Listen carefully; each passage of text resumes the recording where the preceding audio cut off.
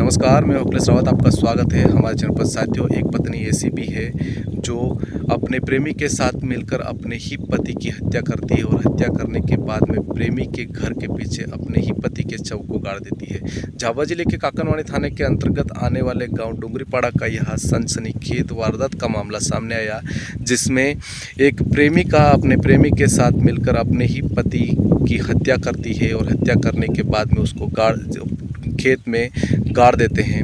वो पत्नी जब वह अपने ही पति की हत्या करने के बाद में वह काकनवानी थाने में 16 नवंबर के दिन पहुंचती है और वहां जाकर एक अपने पति को लेकर एक गुमशुदगी दर्ज कराती है, मतलब गुमशुदगी की रिपोर्ट दर्ज कराती है। और वो कहती है कि 13 नवंबर से मेरा पति रसू डामोर कहीं लापता है, कहीं मिल नहीं रहा है। लेकिन परिजनों को कहीं रसू डामोर की हत्या की शंका थी और उन्होंने उस पत्नी गुड्डी को दबाव बनाया गया और उसको कहा गया कि आपको ही पता होगा कहाँ है रसू डामोर। तब उसने बताया कि उसने अपने प्रेमी पारसिंह डामोर के साथ मिलकर अपने ही पति की हत्या कर दी गई और हत्या करने के बाद में उसे गाड़ दिया गया था। जब उसको परिजन उस गुड्डी को लेकर काकनवानी थाने में पहुंचते हैं और वहां पर पुलिस उनसे पूछताछ करती है और पूछताछ करने के बाद में उसके वह गुड्डी सब बताती है और बताने के बाद में उस पारसिंह डामोर को भी पुलिस वहां बुलाती है।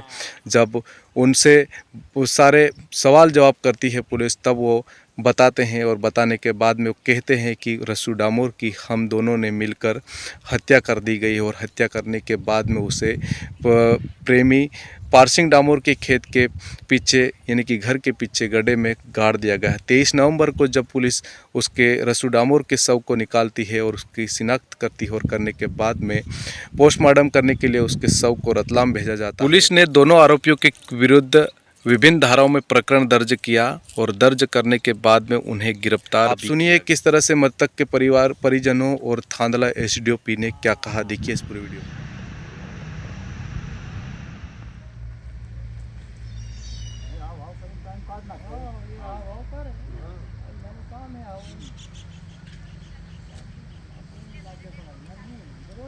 मेरे पिताजी 13 नवंबर शाम से लापता थे, तो फिर हमने हर जगह ढूंढने के बाद 2 दिन बाद थाने में कंप्लेन की। उसके बाद मेरी मम्मी है और वो पारसिंह, उनसे पूछताछ करने पे डेड बॉडी मिली वो पारसिंह के घर के पीछे खेत में 23 नवंबर। 11 दिन बाद शव मिला है। डुंगरीपाड़ा से शव को लेके पीएम के लिए थानला आए थे पहले शाम को 4 बजे। अभी ले जा रहे हैं रतलाम पीएम के लिए। नवंबर को ये शाम को रसू डामोर की लापता है, तो हमने इधर उधर ढूंढा, 2 दिन तक नहीं मिला। थाने में आए काकनवानी, वहाँ पे रिपोर्ट करवाई। वहाँ इसके बाद वापस घर चले गए। फिर 10-11 दिन हो गए, हम इधर उधर ढूंढे, नहीं मिला। गुड्डी को पूछा हमने, गुड्डी तेरे पास सोया हुआ था, वो कहाँ गया है? तो बताया गुड्डी ने पारसिंह को पूछो। हमने पारसिंह को नहीं पूछा, हम थाने पे गुड्डी को लाए। गुड्डी को थाने में लाए तो थाने में अंदर घुसे, गुड्डी को घुसेड़ दिया गुड्डी ने। और फिर पारसिंह ने दोनों मिल के बताया पुलिस वालों को कि पुलिस यहाँ पे हमारी लाश गाड़ी रखी हुई है। पुलिस वाले जाके निकाला तो हमको मालूम पड़ा कि रसू इनके पारसिंह के घर के पीछे गाड़ के रख दिया था। और निकाल के लाए हम, वहाँ से पुलिस निकाल के लाई थानला पोस्टमार्टम पे लाए। यहाँ पे अभी पोस्टमार्टम नहीं हो रहा, कल 5 बजे से ला के रखे हमने। तो अभी डॉक्टर को पूछा, डॉक्टर रतलाम का बोल रहा है। दिनांक 16/11/2024 को गुड्डी बाई डुंगरीपाड़ा की रहने वाली, जो इन्होंने थाना काकनवानी पर आकर सूचना दी कि उनके पति रसू डामोर दिनांक 13/11/2024 से मिल नहीं रहे। इस पर थाना काकनवानी में गुमशुदगी कायम की गई और पुलिस लगातार ये प्रयास कर रही थी रसू डामोर को ढूंढने का।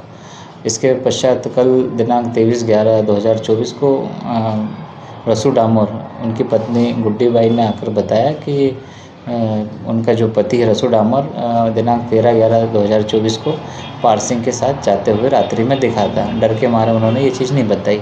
पुलिस द्वारा फिर आरोपी जिस पे आरोप लगाया था पारसिंह, उससे पूछताछ की गई तो उसने अपने बयान में ये कबूला कि उसने और गुड्डी बाई ने मिलकर रसू डामोर की हत्या की है।